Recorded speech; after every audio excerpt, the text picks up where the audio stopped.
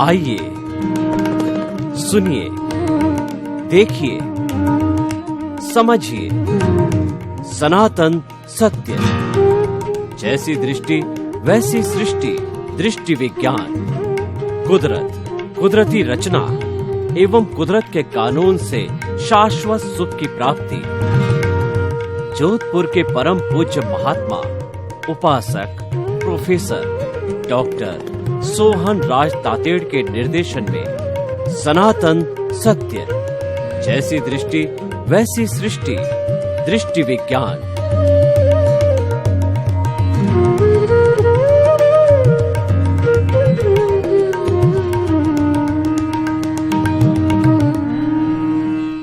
एक व्यक्ति अक्षम हो जाता, मान लिया स्वास्थ्य की बात आपने कही है, अक्षम होने का अर्थ ये कि उसका शरीर बीमारी ऐसी हो जावे, उम्र आ जावे कि वो बिस्तर पर आ जाता है।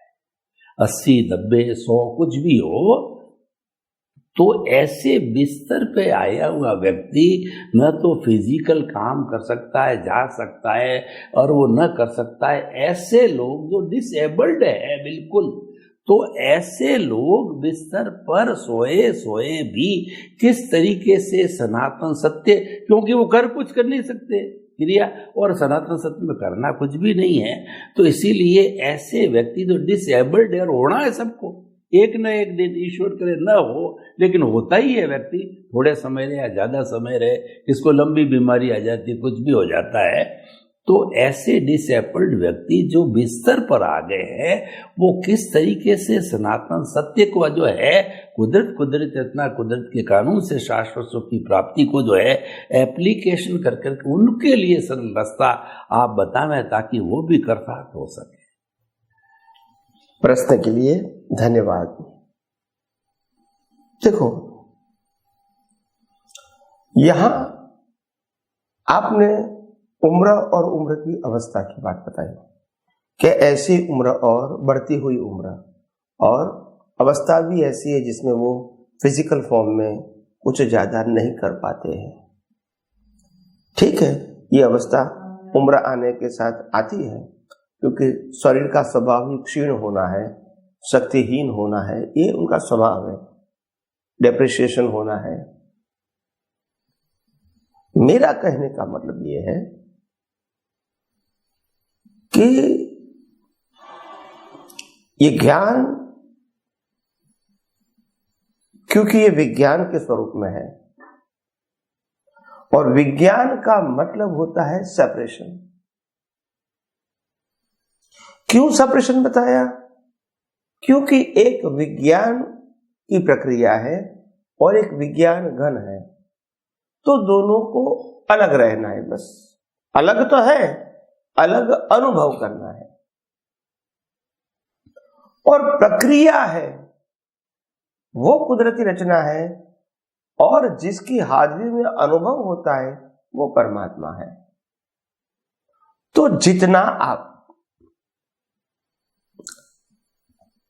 शारीरिक मानसिक अस्वस्थता के कारण कोई बाह्य कार्य नहीं कर सकते हैं और पथारी वश हो जाते हैं, ऐसी परिस्थिति में भी मैं मानता हूं कि शारीरिक तकलीफ तो बहुत होगी, पथारी वश आदमी ऐसे नहीं होता है। मानसिक तकलीफ भी बहुत होगी, क्योंकि पूरी जीवन की कहानी याद आ जाती है, क्योंकि बाहर कोई नया ऑप्शन नहीं है।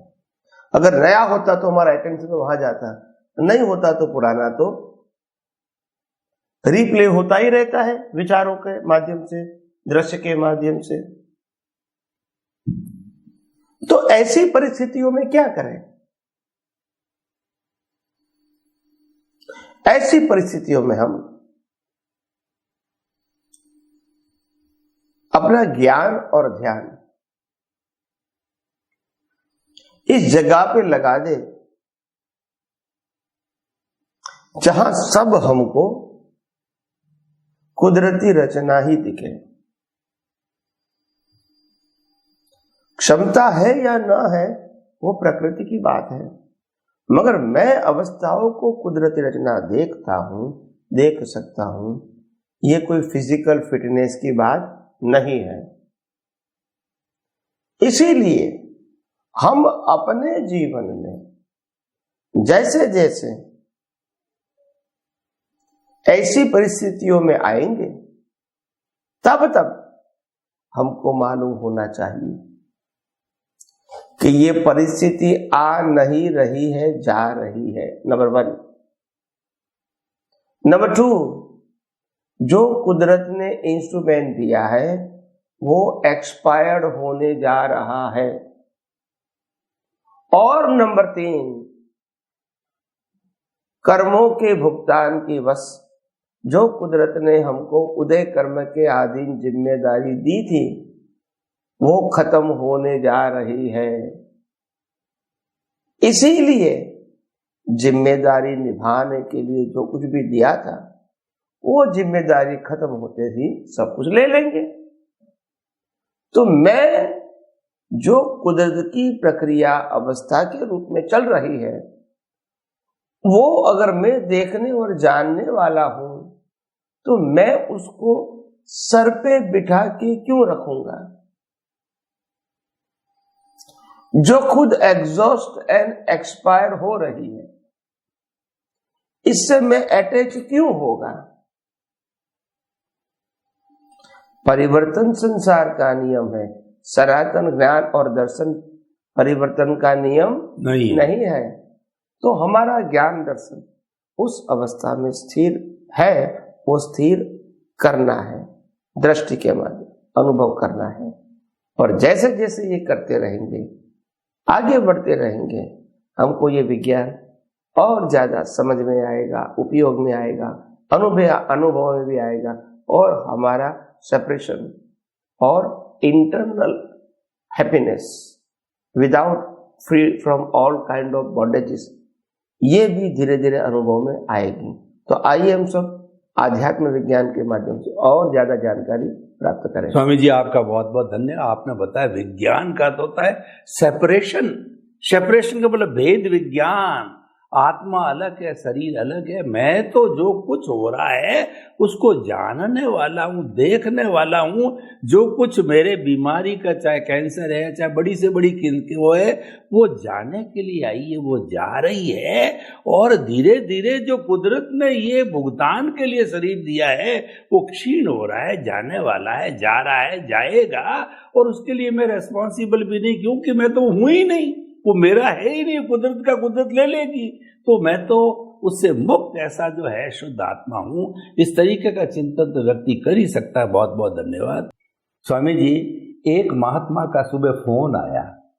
उन्होंने ये मुझे, उनको मालूम पड़ा कि सत्संग चल रही है, तो उन्होंने मुझे कहा कि आप एक प्रश्न करना कि आजकल जो है देहदान और अंग दान का सिलसिला काफी है। लोग प्रेरित होकर के, क्योंकि मेडिकल साइंस प्रोग्रेस कर रही है और मेडिक वगैरह तो वैसे अपराध नहीं है, करते हैं वो, लेकिन मनुष्य को जो है तुरंत ताजी डेड बॉडी मिलना करना थोड़ा कठिन काम है। तो वो बहुत बड़ा उपयोगी हो रहा है स्टूडेंट्स के लिए। तो उसमें अगर कोई व्यक्ति अपनी मृत्यु के पहले अंग दान या देह दान का फॉर्म भरता है तो उसके अंदर उसने पूछा अपने हिसाब से पुण्य होता है, तो वह पुण्य जो अंग दान देह दान करता है उसको होता है, या जो बाद के अंदर बॉडी, क्योंकि वो तो चली जाती, डेड बॉडी हो जाती, फिर उसके परिवार वाले वो दान करते हैं उनकी इच्छा के अनुरूप। तो जो है वो पुण्य पाप की दृष्टि से पूछा उसने,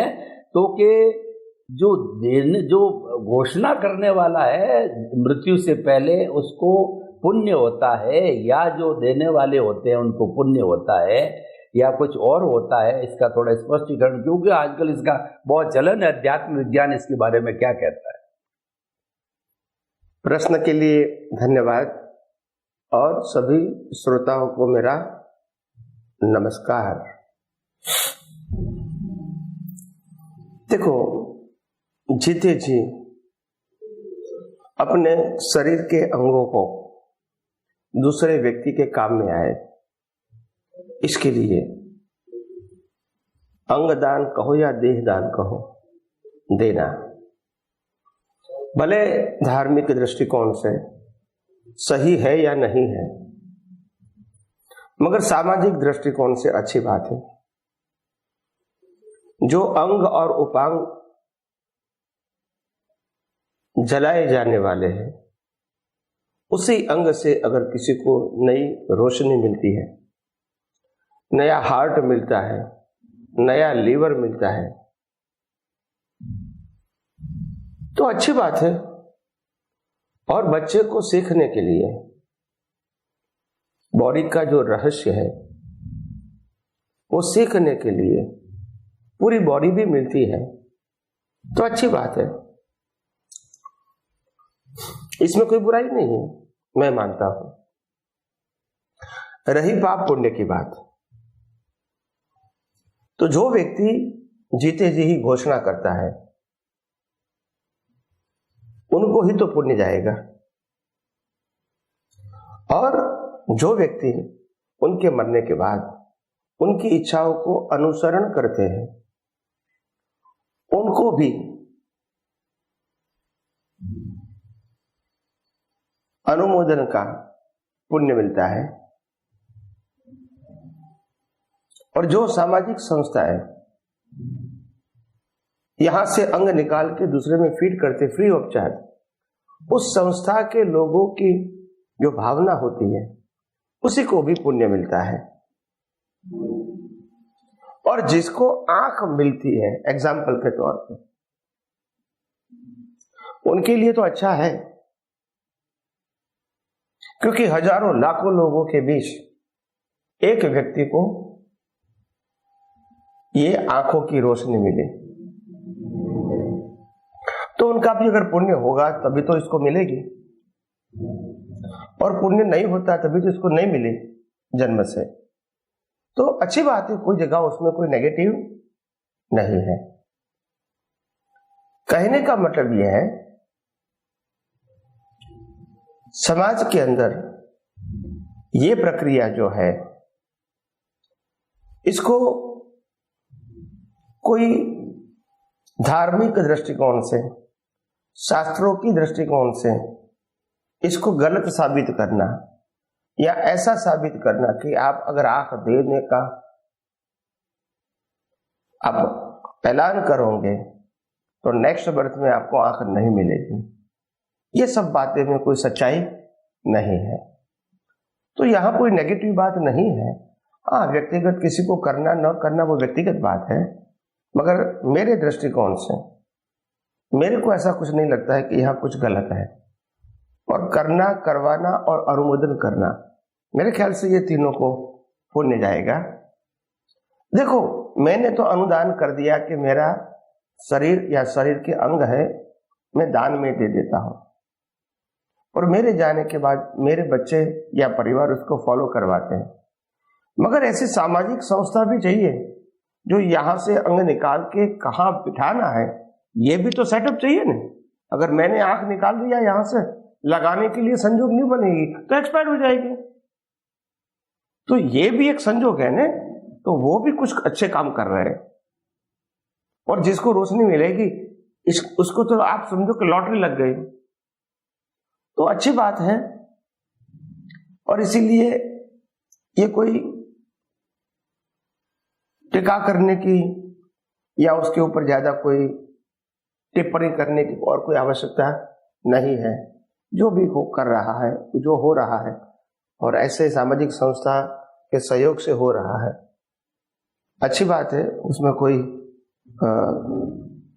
पाप पुण्य तो सबको मिलता है। जो उस चैनल में जितने भी लोग सहायक होते हैं सबको पुण्य मिलता है, क्योंकि ये कोई एक व्यक्ति की बात नहीं है। तो अच्छी बात है। और बच्चे को अगर उसको इस देह दान से एजुकेशन मिलता है तो प्रैक्टिकल, तो वो और ज्यादा अच्छा काम एज अ डॉक्टर वो कर सकेंगे, ऑपरेशन वगैरह। तो कोई भी एंगल से वो अच्छी बात है। तो मेरी मान्यता से मैं जो मानता हूँ उसके आधार से ये सब कुछ सही है, अच्छा है, और समाज में ऐसा ज्यादा से ज्यादा होना चाहिए। ताकि जिन लोगों के पास अंग नहीं है ऐसे जो जरूरी है, इसको अगर ये जलाने से पहले मिल जाता है तो अच्छी बात है। धन्यवाद।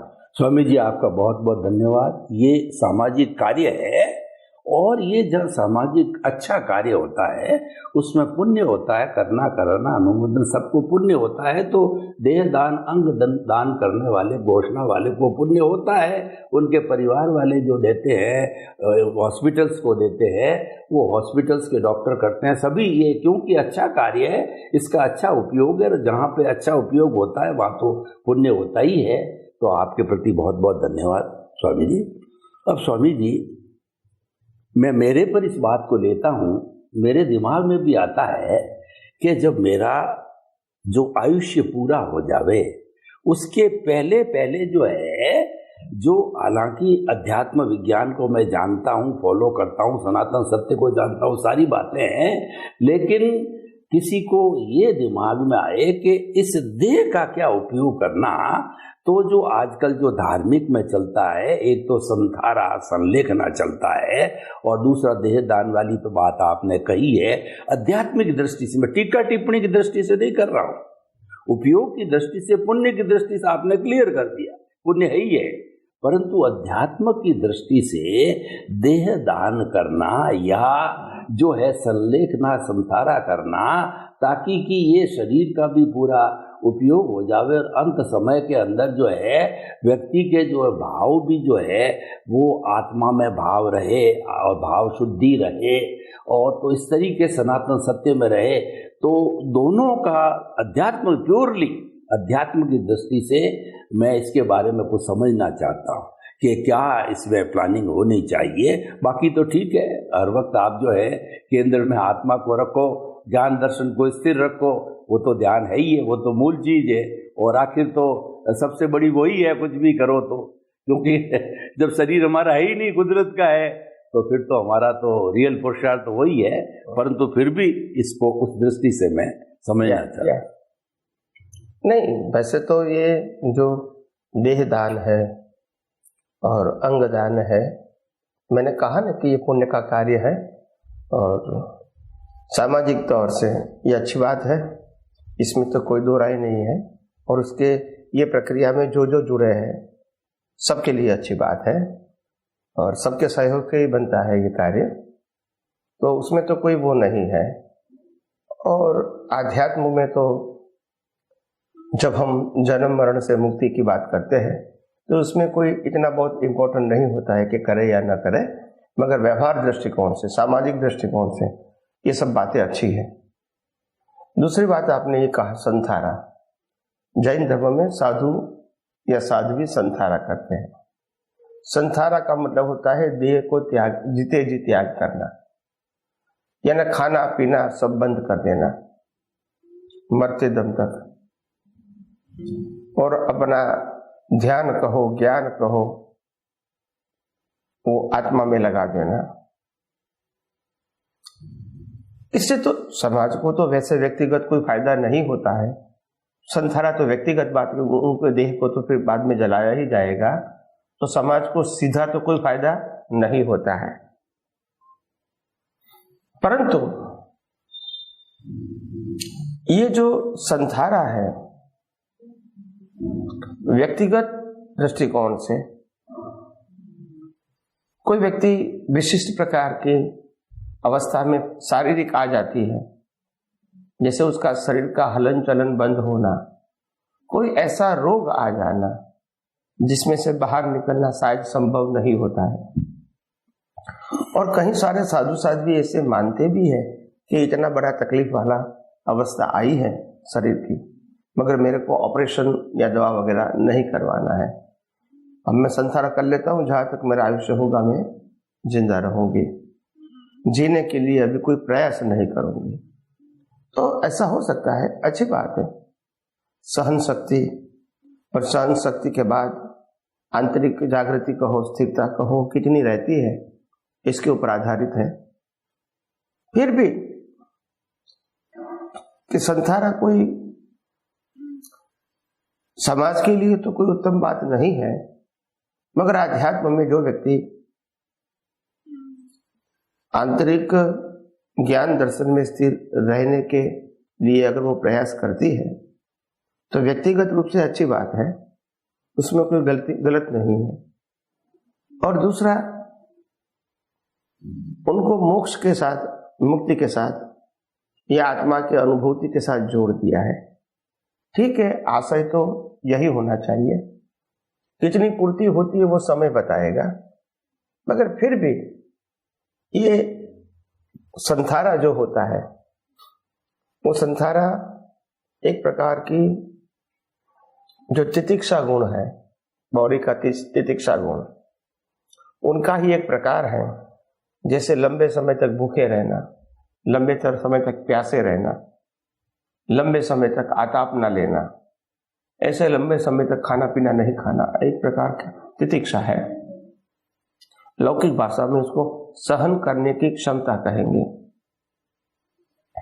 धर्म में वन ऑफ द क्वालिटी बताइए, क्योंकि जब आप साधु या सन्यासी बन जाओगे तो आप जब समाज के अंदर जियोगे, हो सकता है कभी आपको प्यास लगेगी मगर पानी नहीं मिलेगा, भूख लगेगी मगर खाना भी नहीं मिलेगा, ऐसे संजोग आएंगे विहार करते समय।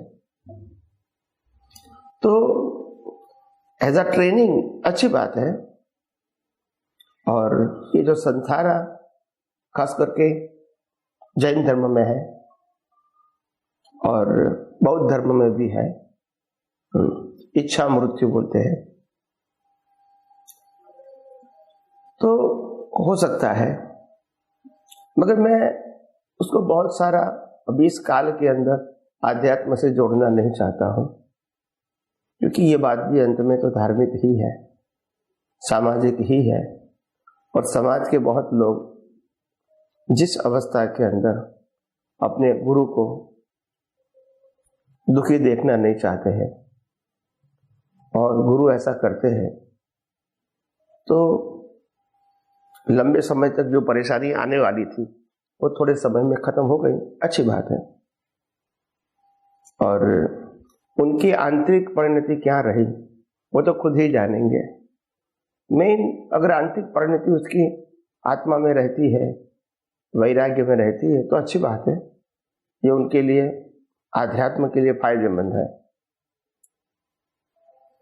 कई सारे लोग इस कलयुग के अंदर ऐसा भी होता है कि संसार लेने के बाद सहन नहीं कर पाते हैं, मगर क्योंकि संसार ले लिया है तो खाना पीना भी नहीं खा सकते।